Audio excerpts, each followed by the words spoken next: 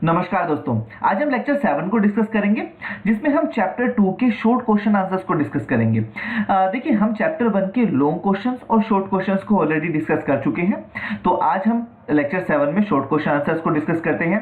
तो आइए अपने डिस्कशन स्टार्ट करते हैं। आइए दोस्तों, अब समझते हैं हमारे लघु उत्तरात्मक प्रश्न, जिनको हम इंग्लिश में कहते हैं शॉर्ट आंसर टाइप क्वेश्चन। जो हमारे 1 या 2 नंबर के जो आंसर्स होते हैं, ये हम उनको सॉल्व करेंगे। देखिए, हम टोटल जो आंसर्स करेंगे वो 13 क्वेश्चंस को हम सॉल्व करेंगे। लेकिन यहाँ मैं आपको एक बात बता देना चाहता हूँ। देखिए, कई बार ना क्या होता है कि कुछ शॉर्ट आंसर्स को मिलाकर के भी लॉन्ग क्वेश्चन बना लिए जाते हैं। जैसे आप ये बात समझिए, जब हम ये करेंगे कि मौलिक अधिकारों से आप क्या समझते हैं, उसका अगला है कि मौलिक अधिकारों को किन कारणों से मौलिक कहा जाता है। तो आप ये समझ रहे हैं कि पहला क्वेश्चन को अगर मैं दूसरे क्वेश्चन से मिला दूं तो ये ना 4 नंबर का क्वेश्चन बन जाता है। आप ना अपने ऐसे किसी भी शॉर्ट आंसर्स में देख लीजिएगा, ठीक है। देखिए, अगर आपने ये देखा कि मौलिक अधिकारों से क्या समझते हैं और उसके बाद जो है अगर मैं इसको इस क्वेश्चन के साथ मिला दूं कि मौलिक अधिकारों का क्या महत्व है, मतलब ये मौलिक अधिकार क्या है और उसका महत्व क्या है, तो क्या ये 4 नंबर का क्वेश्चन नहीं बन गया। सेम एज यहाँ पर देखिए, राज्य के नीति निर्देशित तत्व क्या है और राज्य के नीति निर्देशित सिद्धांत को लिखें और जो भारत में बाल कल्याण से संबंधित है, तो यहाँ पर भी 4 नंबर का क्वेश्चन बन गया। तो इस बात को बहुत ध्यान से समझिए कि आप ना शॉर्ट क्वेश्चन को शॉर्ट क्वेश्चन की तरह ही मत करिएगा। देखिए, वहां से 2 को मिला करके जो है वो लॉन्ग क्वेश्चन भी बन जाता है। और एक बात मैं आपको और बता देता हूं कि कई बार ना हम क्या करते हैं, जो हम लॉन्ग क्वेश्चंस को जो हम डिस्कस करते हैं ना, उन क्वेश्चंस में से भी शॉर्ट आंसर्स निकल जाते हैं। जैसे कोई लॉन्ग क्वेश्चन है बहुत बड़ा, मान लो कि यही वाला क्वेश्चन है लॉन्ग क्वेश्चन कि स्वतंत्रता के अधिकार को संक्षेप में लिखें, तो यहाँ पर हम बोले स्वतंत्रता की परिभाषा लिखें और इस अधिकार के साथ कौन कौन से प्रतिबंध है, ठीक है। अगर मान लो मैं ये बड़ा सा क्वेश्चन कर रहा हूँ, तो क्या इसमें से ना मैं आधा क्वेश्चन जो यहाँ का है कि सिर्फ स्वतंत्रता के बारे में लिखिए, तो क्या ये मेरा शॉर्ट आंसर नहीं है। मतलब बात बहुत सिंपल है कि किसी भी चीज को ना हम अकेले अकेले नहीं देख सकते, इसलिए हमें प्रश्नों को साथ में लेकर के चलना बहुत जरूरी होता है, ठीक है। इस बात को हम आगे भी डिस्कस करते रहेंगे तो धीरे धीरे आपको समझ आ जाएगा। तो आइए अपने डिस्कशंस को स्टार्ट करते हैं। आइए दोस्तों, शॉर्ट क्वेश्चन में हम अपना पहला क्वेश्चन जो है वो समझते हैं कि मौलिक अधिकारों से आप क्या समझते हैं। देखिए, इसमें मौलिक अधिकार जो है हमारे चैप्टर का ही नाम है, पहली बात तो ये है। अच्छा, इससे पहले मैं आपको एक बात बता देना चाहता हूँ कि आप मेरी डिस्कशन स्टार्ट करें इससे पहले आप जरूर जो एनसीईआरटी की जो मैंने डिस्कशन डाली है अपनी वेबसाइट पर भी और यूट्यूब पर भी, वो जरूर देखें, आपको बहुत अच्छे से चीजें समझ आएंगी। देखिए, वहां पर ना मैं स्टोरी के फॉर्म में मैं समझाया हुआ है, वहां पे छोटी छोटी कहानियां हैं, उनके माध्यम से समझाया गया है, तो वो जरूर देखिए। तो वापस आते हैं अपने क्वेश्चन पर कि मौलिक अधिकार से आप क्या समझते हैं। अगर इसका क्वेश्चन आता है कि मौलिक अधिकार क्या है, तो भी आप ये लिख सकते हैं कि मौलिक अधिकार के बारे में कुछ भी आए तो आप ये लिख सकते हैं, अगर उसकी परिभाषा के बारे में आए, ठीक है। तो मौलिक अधिकारों से क्या समझते हैं, इसके लिए हमें ये जानना होगा कि मौलिक का मतलब क्या होता है और अधिकारों का मतलब क्या होता है। देखिए, मौलिक को इंग्लिश में कहा जाता है फंडामेंटल, ठीक है। फंडामेंटल को बहुत कॉम्प्लेक्स ना करके अगर मैं बोलूं बहुत बेसिक चीजें, ठीक है ना, हर व्यक्ति के पास ये होनी ही चाहिए, ठीक है। बिना इस मौलिक अधिकारों के कोई व्यक्ति अपना विकास नहीं कर सकता है, तो ये बहुत मौलिक हैं जो सभी के पास होने चाहिए। और अधिकारों को इंग्लिश में कहा जाता है राइट्स। ये अधिकार है मेरा, यानी कि ये मेरा दावा है। जब हम किसी चीज पे दावा रखते हैं ना, कि जस्ट सपोज कि आप जो है बहुत ज्यादा समझदार हैं, बहुत अच्छे से पढ़े लिखे हैं, तो अगर कोई जॉब निकली है तो आप उसके लिए भी फॉर्म भर सकते हैं। तो वहां पर आप क्या करते हैं, अपने अधिकारों की वजह से अपना दावा डालते हैं ना कि यहां पर तो मैं भी बन सकता हूं, ठीक है ना। तो अधिकार जो है वो होते हैं जो किसी भी व्यक्तियों को उचित परिस्थितियां देते हैं जिससे कि वो अपना विकास कर सके। इसको हम आगे भी ठीक से समझेंगे। आइए इसको आगे कंटिन्यू करते हैं। तो मौलिक अधिकार क्या हुए। मौलिक अधिकार उन अधिकारों को कहा जाता है जो व्यक्ति के जीवन के लिए मौलिक होते हैं। पहली बात तो ये है, बहुत आराम से ध्यान समझना, जो व्यक्ति के लिए बहुत मौलिक होते हैं, उनके जीवन के लिए व्यक्ति के मौलिक का मतलब उसको मिलने ही चाहिए।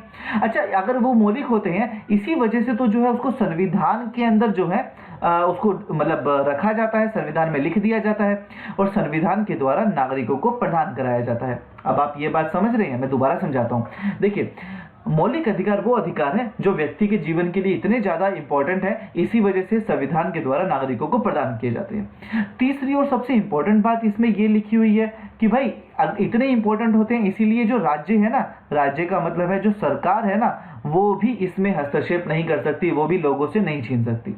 ठीक है, आगे बढ़ते हैं। देखिए, ये ऐसे अधिकार हैं जो कि व्यक्ति के व्यक्तित्व के पूर्ण विकास के लिए आवश्यक है। अकेले व्यक्ति जो होता है ना, उसके व्यक्तित्व के पूर्ण विकास, देखो विकास और पूर्ण विकास दोनों में अंतर है, मैं आपको समझाता हूँ। व्यक्ति मतलब अकेला लोग, व्यक्तित्व का मतलब होता है उसकी पर्सनैलिटी। ठीक है ना, पर्सनैलिटी को आप ये नहीं कह सकते। देखिए, पर्सनैलिटी से जब भी हम ये सोचते हैं ना पर्सनैलिटी क्या है, तो हमारे माइंड में आता है कि भाई ये जो बंदा है दिखने में अच्छा होना चाहिए तभी इसकी अच्छी पर्सनैलिटी है। लेकिन पर्सनैलिटी वो नहीं होती। पर्सनैलिटी दो तरह की होती है, एक तो होती है आंतरिक, ठीक है, आंतरिक, और दूसरी होती है बाहरी। आंतरिक का मतलब होता है, बाहरी का मतलब होता है, पहले ये समझते हैं। बाहरी का मतलब है दिखने में बंदा अच्छा होना चाहिए, ये तो होना ही चाहिए। दिखने में मतलब ये नहीं कि उसका कलर साफ हो, नहीं, वो बंदा अच्छे से कपड़े पहने, अच्छे से बर्ताव करे, ये सब बाहरी पर्सनैलिटी है जो हम दूसरों को दिखाते हैं। लेकिन आंतरिक पर्सनैलिटी का मतलब ये होता है कि हमारे विचार कैसे हैं, हम सोचते कैसे हैं, हमारा व्यवहार कैसे है, हम बिहेव कैसे करते हैं, हम लोगों से बातचीत जब करते हैं तो क्या हम ध्यान रखते हैं कि उससे दूसरे व्यक्ति को जो है नुकसान ना हो, मेरी किसी बात को जो है कोई बंदा जो है बहुत उसको मैं गलत ना कहूँ, ये होती है मेरे विचार, मेरी सोच कैसी, ये होती है मेरी आंतरिक पर्सनैलिटी। अगर मान लो कोई बंदा पढ़ेगा ही नहीं तो क्या उसकी आंतरिक पर्सनैलिटी बनेगी? अगर वो बहुत अच्छे कपड़े भी पहन ले तो बाहरी पर्सनैलिटी तो अच्छी है, लेकिन जब वो कुछ बोलेगा तो गलत बोल जाएगा। ठीक है ना, पढ़ना, लिखना, सोचना, समझना, मतलब उस बंदे के विचार अच्छे होना, तो इस चीज के लिए ना उसको मौलिक अधिकार होने चाहिए, समानता, स्वतंत्रता, ये सब। तो मतलब ये ऐसे अधिकार है जो व्यक्ति के व्यक्तित्व के, उसकी पर्सनैलिटी के पूर्ण विकास के लिए आवश्यक है। पूर्ण विकास का मतलब समझे, ओवरऑल डेवलपमेंट। ठीक है, अगर मान लो कि मैं उसको सिर्फ बाहरी विकास कर दूं तो भैया कपड़े तो अच्छे कोई भी पहन लेगा, उसका पूरा विकास नहीं होगा। लेकिन अगर उसके अच्छे विचार है, पढ़ा लिखा है, तो उसको अच्छी नौकरी भी मिल सकती है और अपना वो बिजनेस भी तो कर सकता है भैया। ठीक है ना, वो आगे जाकर कुछ बड़ा भी बन सकता है। तो ये एक ऐसे अधिकार हैं जो व्यक्ति के व्यक्तित्व के पूर्ण विकास के लिए आवश्यक है, जिसके बिना मनुष्य अपना पूर्ण विकास नहीं कर सकता। ठीक है, आई होप ये बात आपको समझ आ गई हो। अच्छा, सिर्फ भारत, मतलब सिर्फ भारत में ही नहीं है, भारत मतलब बहुत सारे ऐसे देश हैं जिन्होंने अपने लोगों को ये अधिकार दिए हैं। भारत, अमेरिका, जापान, फ्रांस और बाकी जो लोकतांत्रिक देश हैं वहां पर नागरिकों को मौलिक अधिकार प्रदान किए जाते हैं। ठीक है, इसको यहां पर फिर से समझते हैं। देखिए, सबसे पहले ना हमारे को मौलिक अधिकार हमारे माइंड में बिल्कुल क्लियर होने चाहिए। ये दोनों बच्चे हैं, ठीक है। अच्छा, मौलिक अधिकार एक ऐसे अधिकार हैं, सबसे बड़ी बात है कि जो इनके विकास के लिए आवश्यक है, इनकी पर्सनैलिटी के डेवलपमेंट के लिए। तो इनको सबसे पहला जो अधिकार है वो समानता का अधिकार देना पड़ेगा ना, कि भाई आप ना सभी लोग समान है, किसी से जाति, धर्म, लिंग, किसी भी आधार पर भेदभाव नहीं किया जाएगा। ठीक है, सभी को हमने समान रखा। मतलब कोई भी अवसर होगा ना सामने, अवसर का मतलब है मान लो कि कोई एक जॉब निकली, सरकारी जॉब, ठीक है, उस जॉब के लिए फॉर्म निकाले गए, ठीक है, और 1000 जॉब थी ये, तो इनके लिए सभी लोग जो है अप्लाई कर सकते हैं, उनमें किसी तरह का भेदभाव नहीं किया जाएगा। तो अवसर की समानता है। हमारे देश में प्रधानमंत्री, राष्ट्रपति या कोई भी मंत्री कोई भी बन सकता है, सब बन सकते हैं बिना जाति किसी भेदभाव के। तो सभी लोगों को अवसर की समानता जो है वो ये एक मौलिक अधिकार है। दूसरा है स्वतंत्रता। सभी व्यक्तियों को अपने जो टैलेंट है उसको दिखाने की भी तो स्वतंत्रता है। उसके अंदर जो भी बात चल रही है, वो जो भी कहना चाहता है वो सामने कह सकता है। ठीक है, तो स्वतंत्रता का मतलब है उस व्यक्ति को अपनी पर्सनैलिटी के डेवलपमेंट के लिए मतलब पूरी स्वतंत्रता है अपने व्यक्तित्व के विकास के लिए। इसके बारे में हम आगे भी पढ़ेंगे। शिक्षा का अधिकार, बिना शिक्षा हुए मतलब प्राप्त किए कोई भी व्यक्ति अपना विकास नहीं कर सकता, क्योंकि शिक्षा ही एक ऐसा अधिकार होता है, जब तक बंदा मतलब पढ़ता रहता है ना, उसके माइंड में हमेशा ये बात रहती है कि मैं कुछ ना कुछ बन सकता हूँ। मतलब जीवन एक चैलेंजिंग रखता है, और साथ साथ ना उसके सामने ये भी होता है कि वो एक IAS ऑफिसर भी बन सकता है। ठीक है, पढ़ता रहेगा तो अपने अधिकारों को आगे बढ़ाता रहेगा। इसके बाद स्वास्थ्य का अधिकार। अच्छा स्वास्थ्य तो मिलना ही चाहिए। स्वास्थ्य का अधिकार किसी भी व्यक्ति को, अगर वो जितना मर्जी अमीर है लेकिन स्वास्थ्य अच्छा नहीं है तो क्या करेगा, तो स्वास्थ्य उसको अच्छा होने का अधिकार होना चाहिए। जैसे कि अब कोरोना चल रहा है, कोरोना में भैया उस बंदे को अगर उसको कोई बीमारी है, कोई भी प्रॉब्लम है, अगर उसके पास स्वास्थ्य का अधिकार है तभी तो गवर्नमेंट ऑफिस जो हॉस्पिटल्स है वहां पे उसका फ्री इलाज हो पा रहा है। ठीक है, इसके अलावा काम पाने का अधिकार। बिना काम पाए जो है कोई भी व्यक्ति जो है कैसे अपने घर को चला सकता है। ठीक है, इसके बाद अगर मैं बात करूं शोषण के विरुद्ध अधिकार, अगर उस व्यक्ति को अगर कोई काम भी दे, अगर उसको जो है 500 रुपए का काम कराया गया और 200 रुपए ही दिए गए तो उसका शोषण हो रहा है, कोई उससे जबरदस्ती काम कराए, तो ये नहीं होना चाहिए। मैंने इनके बारे में बहुत अच्छे से एनसीईआरटी में डिस्कस किया है। धार्मिक स्वतंत्रता, मैं किसी भी धर्म को मानूं या किसी धर्म को ना मानूं, मेरी मर्जी, ठीक है, मेरा ये अधिकार है, ये मौलिक अधिकार है। संस्कृति एवं शिक्षा संबंधी अधिकार, मुझे मेरी संस्कृति जो है फॉलो करने का अधिकार है, और जो भी संस्कृति मतलब जिस संस्कृति को मैं मान रहा हूँ ना,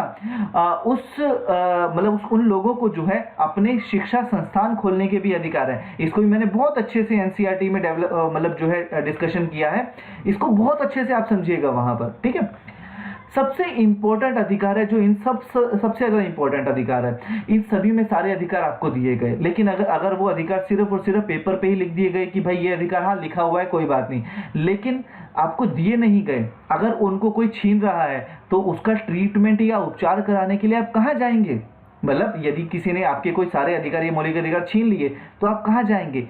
सुप्रीम कोर्ट या हाई कोर्ट, कहीं भी जा सकते हैं आप। तो इसका मतलब है इन सभी अधिकारों से ज्यादा महत्वपूर्ण ये अधिकार है। डॉक्टर BR अम्बेडकर जी ने इसको संविधान की आत्मा कहा है।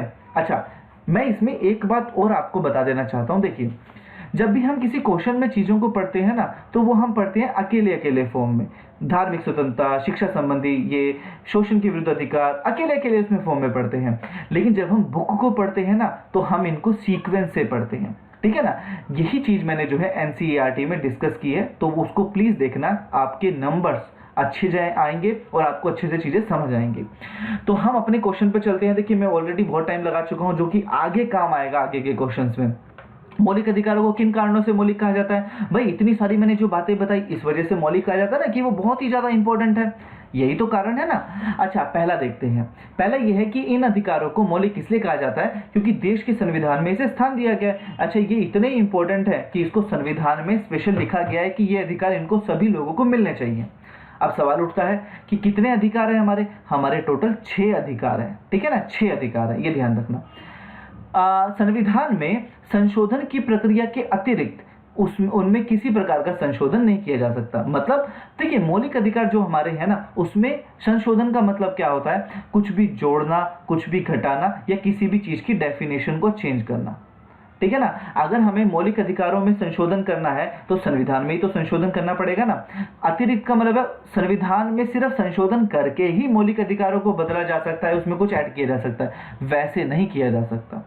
ठीक है ना, अगर कोई भी चीज संविधान में लिखी है तो भाई संविधान में संशोधन करना पड़ेगा। अगर उसके लिए कोई कानून बनाया है और उसमें कुछ चेंज करना है तो उस कानून में संशोधन करना पड़ेगा। ठीक है ना, अब अगला पॉइंट समझते हैं। ये अधिकार व्यक्ति के संपूर्ण विकास के लिए आवश्यक है। मैंने अभी आपको बताया, अगर मान लो ये अधिकार होंगे ही नहीं, ये अधिकार उस व्यक्ति को नहीं मिलेंगे, इसके अभाव में व्यक्ति का व्यक्तित्व का विकास अवरुद्ध हो जाएगा। अवरुद्ध मतलब उसकी गति रुक जाएगी। मतलब वो बंदा जो है उसको समानता, स्वतंत्रता, न्याय सब कुछ चाहिए। यदि अगर ये सारे अधिकार नहीं मिलेंगे तो उसकी पर्सनैलिटी का डेवलपमेंट पूरी तरह से नहीं हो पाएगा। इसलिए तो इसको मौलिक कहा जाता है। इन अधिकारों का उल्लंघन नहीं किया जा सकता। ठीक है, और कोई सरकार इसमें परिवर्तन नहीं कर सकती। मैंने आपको बताया है कि सरकार जो है इन अधिकारों को किसी भी व्यक्ति से नहीं छीन सकती। अगला देखते हैं, मौलिक अधिकार न्याय योग्य है। अभी हमने याद है ना, 6ठा मौलिक अधिकार पढ़ा था, संवैधानिक उपचारों का अधिकार। उसमें क्या है, अगर कोई भी मौलिक अधिकारों का उल्लंघन होता है तो हम सीधे हाई कोर्ट यानी कि उच्च न्यायालय या तो सुप्रीम कोर्ट, सीधे सर्वोच्च न्यायालय जा सकते हैं। मेरे मौलिक अधिकार किसी ने छीने तो भाई मैं कहाँ जाऊंगा? न्यायालय जाऊंगा, इसलिए वो न्याय योग्य है। ठीक है, ये बात आपको समझ आ गई होगी। तो ये हमारे 6 मौलिक अधिकार हैं टोटल। समानता का अधिकार, स्वतंत्रता का अधिकार, शोषण के विरुद्ध अधिकार, धार्मिक स्वतंत्रता का अधिकार, सांस्कृतिक और शिक्षा संबंधी अधिकार और संवैधानिक उपचारों का अधिकार, ये हमारे मौलिक अधिकार है। अब हम पढ़ते हैं मौलिक अधिकारों का महत्व। अच्छा, मैंने आपको इतनी सारी बातें बताई मौलिक अधिकारों के बारे में। अगर वो होंगे नहीं तो कोई भी किसी भी व्यक्ति का विकास नहीं होगा। इसके अलावा हमने ये बोला कि कोई भी सरकार उससे को छीन नहीं सकती है। तो इसी वजह से तो उसका कितना ज्यादा महत्व है, कितने ज्यादा इंपॉर्टेंस है। महत्व को बोलते हैं इंपॉर्टेंस।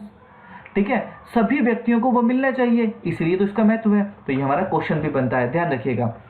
मौलिक अधिकारों का महत्व निम्न कारणों से है।